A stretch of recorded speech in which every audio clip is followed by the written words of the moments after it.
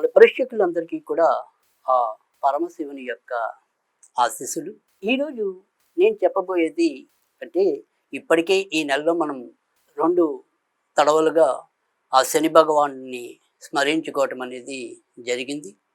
ఇప్పుడు ఈ నెలలో మనకి ఇక ఈ శని త్రయోదశి మరొకటి రానున్నట్టు, తర్వాత మరి మరొక 2, 3 రోజుల్లో అంటే శని త్రయోదశి వచ్చిన తర్వాత అంటే శనివారం నాడు మనకి ఎప్పుడు అర్థమైందే కదా! త్రయోదశితో కూడి వస్తే గనక అది శని త్రయోదశి అవుతుంది. అది మే 24వ తారీఖు. శని త్రయోదశి మనం గతంలో కూడా విన్నాం కదా! ఇక కొత్తగా వినేందుకు ఏముంటుంది అనుకోకండి. అప్పుడే మీరు నిరాశ చెందకండి, లేదా ముందుకెళ్ళకండి. ఎందుకంటే మనకి ఇందాకే చెప్పాను మరొక 2 రోజుల్లో అంటే మంగళవారం నాడు ఉదయం పూట ఇంచుమించుగా మనకి 8:30 లోపు శని జయంతి అనేది ఉంటుంది. దాన్నే మనం శని అమావాస్య అని కూడా పిలవటం అనేది జరుగుతుంది. అందుకని ఇక్కడ ఒక రకంగా చెప్పాలి అనుకుంటే కనుక ఇది 2 in 1 ప్యాకేజ్ అనుకోండి, డబుల్ ప్యాకేజ్ అనుకోండి, ఏదైనప్పటికీ కూడా శని భగవానుడి కోసం మనం చేసే ఏదైనా సరే ఒక మంచి పని అనుకోండి. ఎందుకంటే ఇవాళ ప్రపంచమంతా ప్రతి ఇంటా కూడా ఏదో ఒక రకమైన సమస్యలతో మనందరం కూడా బాధపడుతున్న వాళ్ళమే. ఎవ్వరం కూడా గుండె మీద చేసుకుని అమ్మ హాయిగా ఉన్నాము, ఆనందాన్ని అనుభవిస్తున్నాము అని సంతృప్తి చెందుతున్న ప్రాణులు కూడా చాలా తక్కువే. ఎందుకంటే శని యొక్క గోచారంలో ఎప్పుడూ కూడా కేవలం ఒక 3 రాసుల వారికి మినహాయించి మిగతా 9 రాసుల వారిని ఏదో విధంగా కఠోర శ్రమకి గురి చేయటము, ఒత్తిడులకి గురి చేయటము, కష్టాలకి గురి చేయటము జరుగుతూ ఉంటుంది. అందుకని మనకి మన జీవితంలో ఎక్కువ మంది ఏదో రకమైన బాధలు మన ముందు చెప్పుకుంటూ బాధపడే వాళ్ళే ఎక్కువగా కనిపించటం అనే దాంట్లో విడ్డూరం లేదు.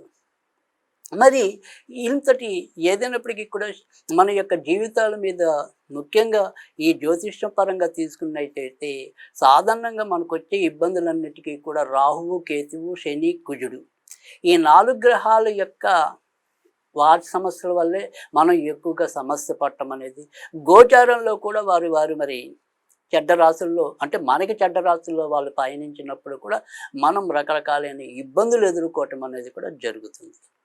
మరి ఈరోజు ఏదైనప్పటికీ కూడా ఈ యొక్క శని త్రయోదశి అనేది ఉంది.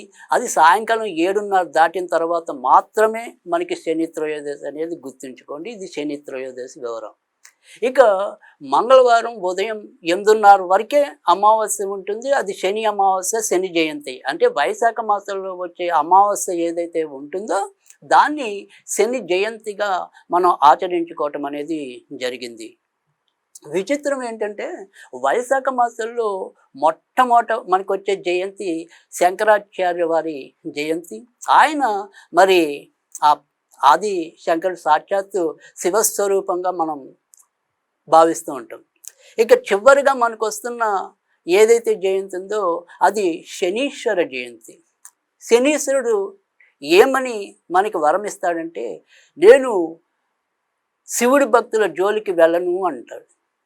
కనుక చివరిగా అంటే మొదట మనం శివుడికి సంబంధించిన అంశ ఆయన్ని పూజించడం అనేది వస్తే మరి సాక్షాత్ శివుడి భక్తుల జోలికి వెళ్ళని శని జయంతి మనం చివరిగా ఈ వైశాఖ మాసంలో జరుపుకోవటం అనేది ఉంది.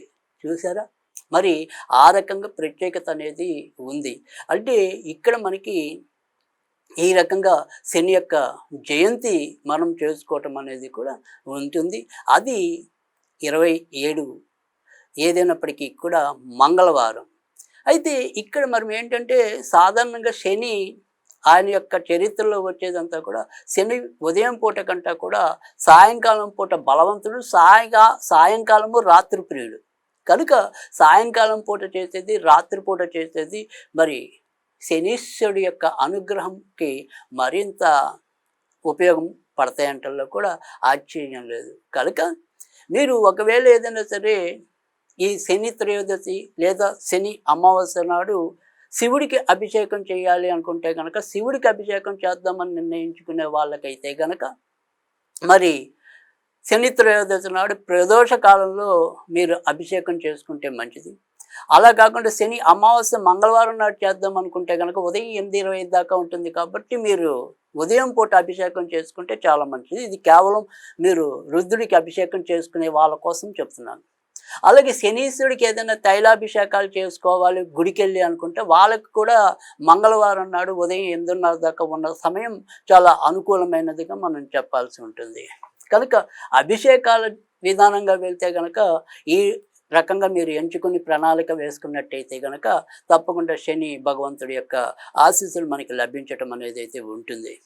ప్రస్తుతం కనుక చూసినట్టయితే ఏదైతే ఈ గోచారం అనేది ఉందో ఇక్కడ మనకి కేవలం మరి మకర రాశికి, వృషభ రాశికి, తర్వాత వచ్చేప్పటికి తులారాశికి, ఈ 3 రాశులు మినహాయించి మిగతా అన్ని రాశుల వారిని కూడా ఏదో రకంగా కొంత ఇబ్బంది పెట్టడం అనేది ప్రస్తుతం ఉన్న గోచార విధానంలో కనిపిస్తుంది. కనుక ప్రతి ఒక్కరికి కూడా శక్తి కొద్దీ శనీశ్వరుడికి సంబంధించిన పూజలు చేసుకోవటం అనేది ఉత్తమం. కనుక ఈరోజు ఏదైనప్పటికీ కూడా శనికి సంబంధించిన ఒక విశిష్టమైన మంత్రం, కొత్త మంత్రం, ఇప్పటిదాకా మీరు పెద్దగా చూడని మంత్రం. ఈ మంత్రాన్ని మీకు తెలియజేయటం అనేది జరుగుతుంది.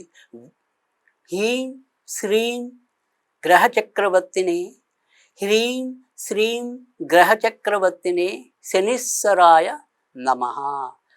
హ్రీం శ్రీం గ్రహచక్రవర్తిని శనీశ్వరాయ నమః. ఈ మంత్రాన్ని మనం 108 సార్లు పఠించాలి. తర్వాత ఈరోజు ఏదైనప్పటికీ కూడా మనం ఏ దేవుడి దగ్గరైనా సరే నువ్వుల నూనెతో దీపం పెట్టినట్టయితే, అంటే మీరు నవగ్రహాల దగ్గరికి వెళ్ళినట్టయితే కనుక నువ్వుల నూనెతో మన శనీశ్వరుడికి అభిషేకం చేయటం అనేది, తర్వాత మరి నల్ల నువ్వులు దానం ఇవ్వటం, లేక నల్ల నువ్వులతో శనీశ్వరుని అర్చించడం అనేది కూడా జరుగుతుంది. కనుక ఈ రకంగా మనం ఈ శనీశ్వరుడి యొక్క జయంతిని కానీ, తర్వాత శనీశ్వర త్రయోదశి కానీ, ఈ రెండింటినీ కూడా మనం చక్కగా వినియోగించుకోవచ్చు. అయితే ఇందాక నేను చెప్పాను, అభిషేకాల వారు కాకుండా ఏదైనా సరే శని జయంతి కనుక చేసుకోవాలనుకుంటే కనుక సోమవారం మధ్యాహ్నం 12:30 నుంచి మీకు అమావాస్య గడియలు ప్రారంభమవుతాయి. పైగా అదే రోజు మనం ఏదైనప్పటికీ కూడా సాయంకాలం మన ఇళ్లలో ఏదైనా చేసుకోవాలి అనుకునే వాళ్ళు ఖచ్చితంగా శనికి ఇందాకే చెప్పాను మొదట్లోనే ఆయన రాత్రిప్రియుడు, రాత్రిపూట మరింత బలంగా ఉంటాడు. రాత్రిపూట మనం ఏ పూజ చేసినా కూడా ఆయన ఆనందంగా స్వీకరిస్తాడు. కనుక మనం ఏదైనా చెయ్యాలి అనుకుంటే కనుక మీరు అలాగో ఈసారి శని త్రయోదశి అనేది కూడా రాత్రిపూట 7:30 దాటాక మనకి శని వారం రావటం అనేది, ఇప్పుడు శని జయంతి అనేది చేసుకోవాలి అనుకుంటే కనుక మనం రాత్రిపూట చేసుకోవాలనే సంకల్పం ఉండేటైతే మనకి రాత్రిపూట వీలవుతుంది అనుకునే పరిస్థితులు ఉంటే వాళ్ళందరూ కూడా సోమవారం పూట చేసుకోండి, తప్పక మంచి జరగటం అనేది కూడా ఉంటుంది. అయితే ఏదైనప్పటికీ కూడా సరే ఇలా పూజలు పునస్కారాలు వీటితో సంబంధం లేకుండా ఏదైనప్పటికీ కూడా వివిధ రాశుల్లో వచ్చే వాళ్ళందరికీ కూడా ఇప్పుడు రకరకాలుగా మనం ఇందాక చెప్పుకున్నాం, కేవలం ఒక 3 రాశులు తప్ప మిగతా రాశుల వాళ్ళందరికీ కూడా ఎంతో కొంత ఇబ్బంది ఉంది అని చెప్పి.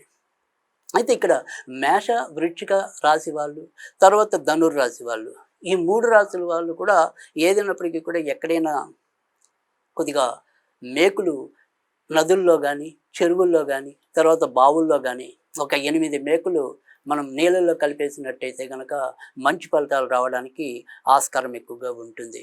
ఇక వృషభ రాశి కానీ, తులారాశి కానీ, మకర రాశి వారి కానీ వీరికి అంటే ఉన్నతులు ఇప్పుడున్న గ్రహచారం కొంతవరకు బాగున్నప్పటికీ కూడా ఇంకా కొంత సత్ఫలితాలు పెరగాలి అంటే కనుక ఏదైనప్పటికీ కూడా ఈ వృషభ, తులా, మకర రాశుల వారు ఈ యొక్క నువ్వులు ఏవైతే ఉంటాయో ఆ నువ్వుల ఉండల్ని ఏదైనా సరే చెట్టు లేదా మొక్క మొదల్లో పెట్టినట్టయితే కనుక మంచి ఫలితాలు రావటం అనేది అయితే ఉంటుంది.